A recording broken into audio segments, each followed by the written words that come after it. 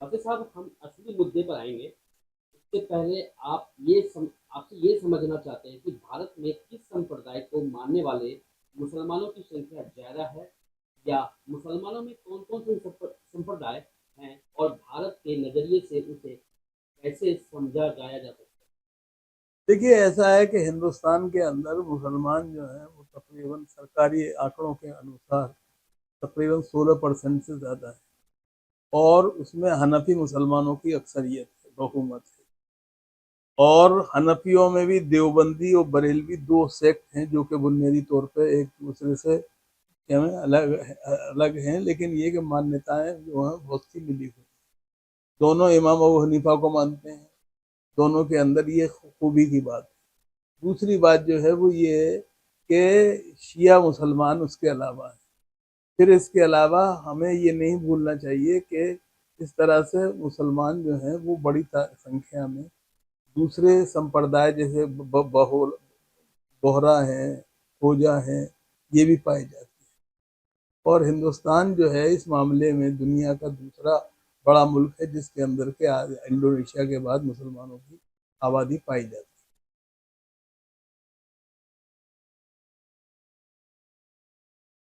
یہ بتائیں کہ جس سمپردائے کا بھارت میں بول والا ہے، زیادہ سنکھیا میں ہے، اس سمپردائے کے مسلمان دنیا اور کن کن دیشوں میں بہت بڑی سنکھیا یا آباد میں ہے؟ نہیں ایسا ہے کہ حنفی جو ہیں وہ ظاہری بات ہے کہ بہومت میں ہے ساری دنیا کے اندر، اور ان کا ایک کیا میں بنا ہوا ہے بہوواد، ایک طرح سے دیکھنا چاہیے ہمیں، وہ ان کا دنیا کے اندر پربھتو ہے، اور مسلمان جو ہیں وہ بڑی سنکھیا میں حنفی دھرم کیا میں دھرم اور وچار دھارا کے انویائی ہیں۔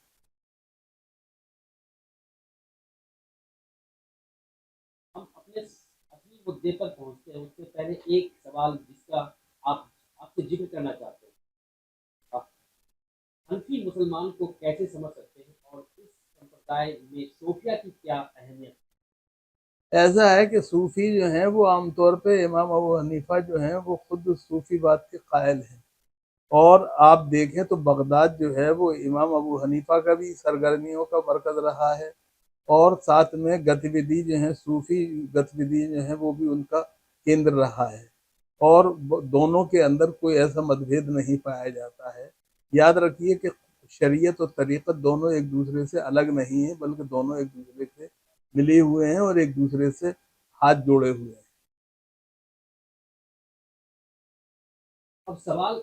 اب اصل سوال ہے، طالبان اور دیوبند میں کیا سمانتا ہے اور کیا دونوں کے دھارمک وچار ایک ہی ہیں؟ دیکھیے ایسا ہے کہ دھارمک وچار جو ہیں وہ بریلویوں کے بھی ایک ہیں، دیوبندی کے بھی ایک ہیں۔ اس کا مطلب یہ نہیں ہے کہ دونوں ایک دوسرے سے آپ یہ کہیں کہ وہ ایک دوسرے سے سمانتر ہیں، لیکن علیحدہ بھی ہیں اور ایک دوسرے سے جڑے ہوئے بھی ہیں۔ طالبان جو ہیں وہ ان کے جو پوروج تھے طالبان کے، آزادی سے پورو، انگریزوں کے شاسن سے پورو، وہ بنیادی طور پہ اگر آپ دیکھیں تو ان کا مسئلہ یہ ہے کہ وہ دیوبند کے پڑھے ہوئے تھے، دیوبند میں پڑھایا تھا، اور وہاں کے لوگ بڑی تعداد میں پڑھنے کے لیے سینٹرل ایشیا کے لوگ آتے تھے، ہندوستان کے اندر افریقہ کے لوگ آتے تھے، تو دیوبند سے تعلق پڑھائی کی حد تک ہے، وچار دھارا جو ہے وہ اس کے نہیں ہے، کیونکہ دیوبند جس لیے قائم ہوا تھا وہ انگریزوں کے خلاف بنیادی طور پہ کہ ہمیں دیش کو آزاد کرانے کے لیے قائم ہوا تھا، اور جب انہوں نے سوچا مسلمانوں نے کہ ہم اپنے دھرم کو بچا لیں تو بہتر ہے، اس کے بجائے کہ ملک میں جب تک آزادی آئے گی اس کے لیے جدوجہد کرتے رہیں گے، اور اس لیے انہوں نے دیوبند کو قائم کیا، دیوبند کے علاوہ دوسرے مدرسے قائم کیے، اور دیوبند سے پڑھنے والے جو طالب علم تھے، جو اسٹوڈنٹ تھے، ان کے اوپر یہ کیا ذمہ داری ڈالی کہ وہ انگریزوں کو ایک دوسرے دیش سے نکالنے کے لیے جدوجہد کریں گے اور ادارے قائم۔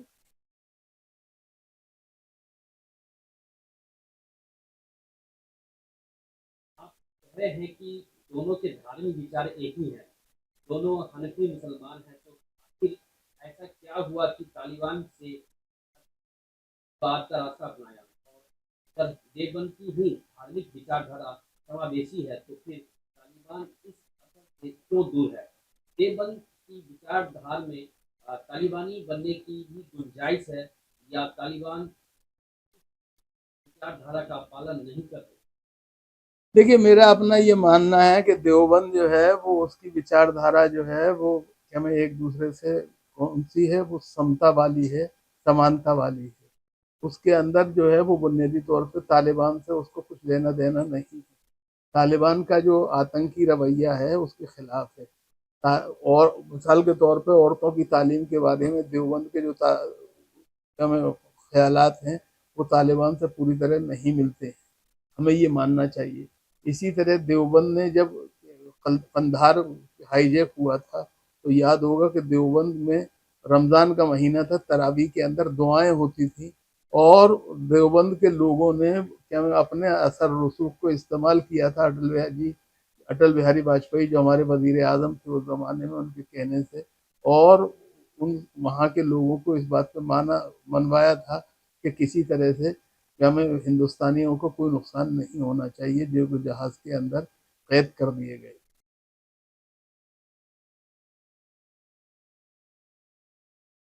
अगर तालिबान की सूची मानिए समझते हैं तो तालिबानी विदेश मंत्री ने दिल्ली के निजामुद्दीन या अजमेर में ख्वाजा मोइनुद्दीन की दरगाह की जगह देवबंद जाकर गलती की, निजी नजरिया क्या है? सवाल ये है कि वो ताजमहल देखने जा रहे हैं, उसे आप क्या कहेंगे? सवाल ये है कि ये ताजमहल देखने जा रहे हैं ना, वो देवबंद के अलावा ये सबसे बड़ी बात है। अब निजामुद्दीन और मोइनुद्दीन चिश्ती की दरगाह पे नहीं आए, इस पे भी एतराज़ है, यानी लोगों को ये समझ में नहीं आने वाली बात है। देवबंद जाने पे एतराज़ भी समझ में आता है, लेकिन देवबंद के साथ मोइनुद्दीन चिश्ती और ख्वाजा निजामुद्दीन औलिया की दरगाह पे न जाना समझ में नहीं आता, जबकि वो अजमेर भी जा रहे हैं। और ये हमें सबको मानना चाहिए कि वो बुनियादी तौर पे